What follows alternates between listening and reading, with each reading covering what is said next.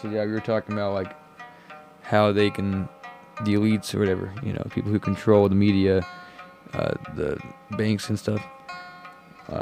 They can they often will use like half truths, where they mix lies with the truth, and they put that in like the media, and they put that in all kinds of different things like flat Earth theory.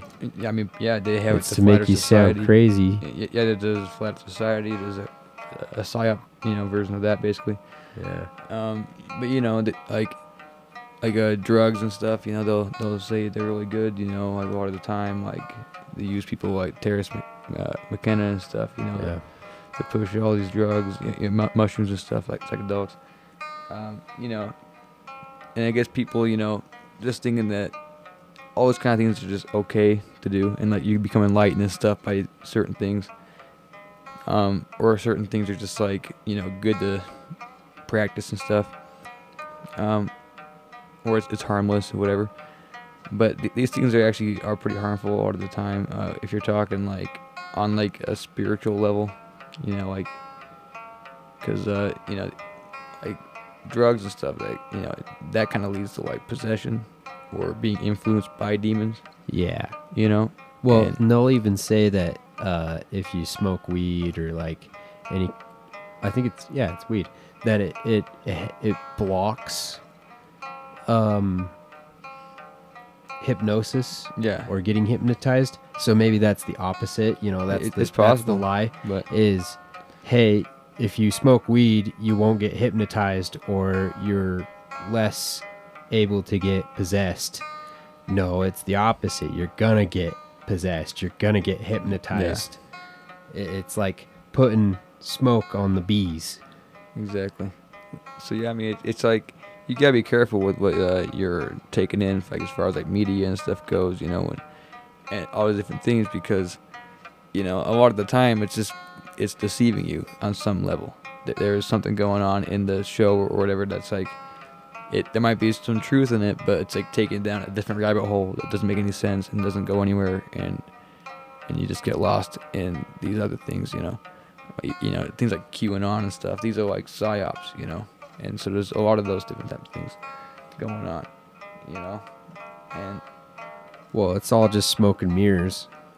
Exactly. It's all every new idea or every new thing is just something to distract you from the other thing that they're trying to do. Racism is just a distraction for child slavery. Gender swap, or that kind of stuff is just to distract you from the fact that they're throwing in people that are clones, or like, and it seems like what they're doing is just kind of taking God out of the picture, taking God out of the whole equation. Yeah, they're trying to create chaos, so much chaos that you can't even tell right from wrong, and that's what they want you to believe, is that there is no right or wrong, and they're creating a bug in the program so that they can take control, and God no longer has no control. Yeah, the New Age belief is that like we kind of all are God, like we're our own personal God and our own personal savior and stuff like that. And like I can see how because I studied all that kind of stuff, and like I looked into it, and I can see how like it can make a lot of sense on some level, but like at the end of the day, I kind of realize it's like this world's so corrupt and stuff that like it's outside of us, like it doesn't matter how much you meditate or whatever, like you're not going to become enlightened enough to do anything about this world and how shitty it is. Like you basically have to like actually, there has to be some kind of divine intervention, like that has to come in and like save us. Basically, we need some kind of savior, honestly, because we cannot save this world with how shitty it is and like what's going on. It needs a reboot. Like think about how long people have been talking about conspiracies and whatnot. Has anything actually really happened like to stop the problem? Like nothing's actually happened to stop anything.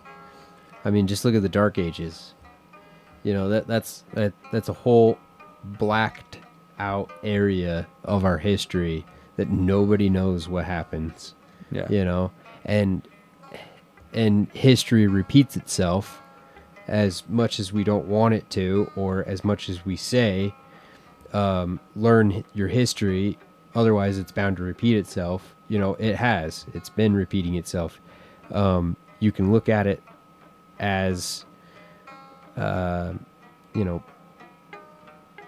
plague after plague, and every time that there's war or anything, they burn the books. You know, look at the Roman Empire. When it fell, what did they do? They go straight for the books, so that nobody knows your history. Nobody knows their history. And what does that allow them to do? They get to rewrite it. They get to rewrite their story so that they're the good guys. Exactly. You know, not every fairy tale ends with the good guy winning. As much as we like to say it in our Disney shows, you know, like in all of the movies that you grew up watching, good always prevails. You know, it's that evil always prevails. It's primordial that way, you know, until good actually intervenes and good finally can conquer. But in order to do that, you have to be willing to sacrifice. And that's like the key right there. God recognizes sacrifice. Yep. He recognizes suffering. And like the sacrifice would be more like a sacrifice of like material desire, basically. Yeah. Like all these, like, you know, you desire all these like earthly things, you know, that are just like money and possessions and stuff. Like, but really, you got to be seeking after like spiritual things. Yeah, you're always looking for earthly desires and materialistic things when you should be focusing on the afterlife. Like, what can you do in this life that will help you gain an afterlife? You know, help you gain, like you're saying, that godhood, because that is only reserved for the select few that have suffered the most in this life. And I'm not talking about like suffering like Jesus, you know, I'm talking about suffering for the sake of someone else. You know, you sacrifice your time, you know, for someone else. Like you're doing unto others what you would want done unto you.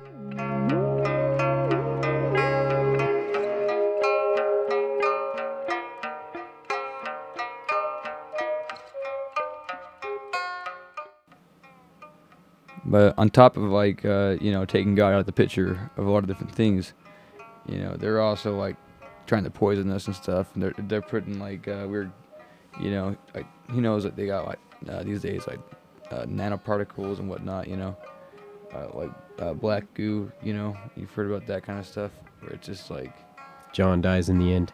Yep. Yeah. You know, and so it's definitely like we're being attacked from all kinds of different angles, you know. A lot of different angles. And so it's really important to be discerning, you know, because we're definitely being deceived from all kinds of different angles too. Like basically everything in the media and stuff, you know, it's some kind of distraction or psyop, or it's misleading somewhere, you know. And so it's definitely not like we can just go about this life without being aware of what it could potentially be, you know, and what the evil potential actually is. Because honestly, it seems like there could be more evil in this world than good at sometimes, you know, like a thought experiment that I heard from like Eric Dubay, you know, was that he said, you know, just picture like the most pleasurable thing you could ever experience, the most enjoyable thing, the happiest thing you could experience in life, you know, and say you get to do that thing or experience that thing for 1 whole hour, you know, but the catch is that you have to experience 1 minute of the most horrible torture you could ever think of in your life. You know, is that worth it? Hmm. You know, is it actually worth to go through torture to experience something so pleasurable? Like, I mean, I'm talking like medieval stuff here. When you said, the most pleasurable thing, I was trying to think of like something that I found pleasurable. And I went skydiving once, and it was like 10 seconds, and then you were on the ground. And I was like, oh, yeah, that would be pretty fun to experience that for like a whole hour. Yeah. And then you said, now you have to experience the, a terrible thing for 1 minute. And it was just like falling without a parachute. Yeah. There you in go. that same moment, there's pleasure and, a horrible experience. Like, oh, man. And so it seems like the negative almost outweighs the positive in this world. And the thought I had about that was like, it's because it says like in the Bible that we're like not of this world. Like Jesus was not of this world, and it pretty sure says that we're not of this world either, And so it's because we're like spiritual, right? Like we're not supposed to be like, this is like, it says like be in the world but not of the world and stuff, it says that in there too. And so we're not really supposed to be like here, honestly. Like inside, we're not always supposed to be here. Yeah, exactly. And so it's like our home is actually like somewhere else, heaven, whatever. It's like it's spiritual. It's not here, and so that's why the most the thing that could compare to the most horrible thing here, we couldn't even experience it in this realm. You got to experience it in heaven.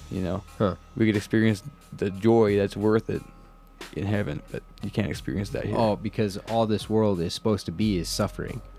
Yeah, because it's not balanced here. This is definitely more negative than positive. Yeah, because all the positive is in the other world. Exactly. Our home world, if you want to say it that way. Because it makes it sound like aliens. It says the devil is the god of this world. Satan's the god of this world. Yeah, and that is very true. Because it says like God can't dwell with unclean beings and stuff. Like, so that means that we can't, like, God can't come down here to us and save us. We got to go to God. Yeah, you got to save yourself. And that's where people will get into that whole you are your own savior, kind of thing, or you are your own God. You have a God within you. But exactly. they're taking it to a too far of an extreme, and that makes me wonder if the people that say make a heaven on earth are in fact not like any of the true believers, like they don't really believe in God or like that kind of thing. They believe in or they're believing in that materialistic gain. They want to gain a heaven on earth because they don't want to leave here. They don't want to go to the real heaven, because in order to go to the real heaven, there's that criteria that you have to go through. They want to live here with all the rules that that don't apply there in heaven. Yeah, they want to live in their sin. Well, exactly. It's always easier to just like, that's why it's like it's called the straight and narrow path and stuff. It's like it's not easy to forsake all the material desires and stuff, all these different things you can have, like physical desire, it's like that's the enemy of the soul, basically. Like your soul wants to go back to heaven and stuff. It wants to go back there, but like the body wants the material stuff, and so we're in this struggle, between the body and the soul, basically. And and then the test is basically to do what the soul wants rather than the body. You remember in that book, Rules for a Night by Ethan Hawke, he was saying in one of the chapters, I think it's like one of the first chapters, he asks his grandfather a question, and he gives him an answer by saying that there are two wolves inside each and every one of us. One is good and one is evil, and it's a constant battle between the two. And that makes me think of, like, similar to the yin yang and that kind of thing. And Sir Thomas asks, which one wins. And his grandfather responds by saying, whichever one you feed. And so that kind of makes me think of that's how this world is. Do you want to be that? It just depends on which kind of person do you want to be, you know? And to me, you know, I'm starting to see that this world is very much black and white, you know, not race, color. But like, you know, black absorbs, white reflects.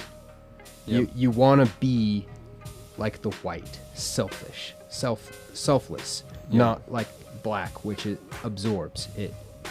Exactly. It wants to gain, and it's selfish, you know. Yep, and the white is giving. Yeah, the white gives, and that is what God is looking for, you know, and that is how you get to heaven is that way. Yeah, that makes sense to me, you know, and that's really what the whole test is.